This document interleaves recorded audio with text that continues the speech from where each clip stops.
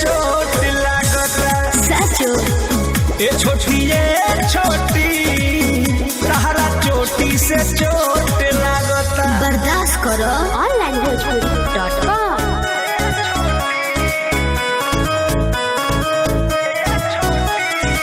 Music by Arya Sharma.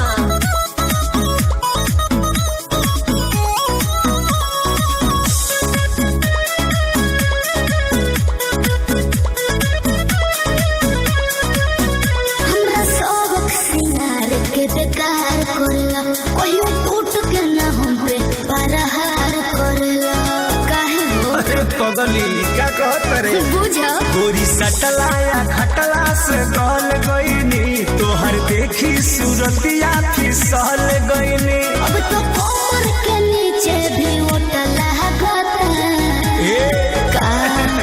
ये छोटी तहरा चोटी से चोट लगता। ये छोटी तहरा चोटी से चोट लगता। घाव को ये का देबू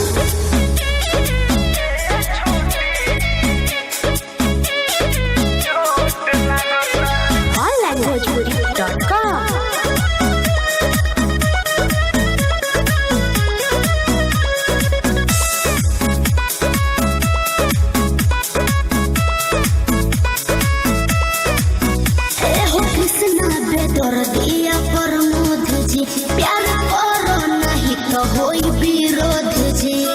अरे वाह क्या वाह ओहो हनु हम जानतानी जवन चाहतारू अभी पहिले उठानी में डाहतारू।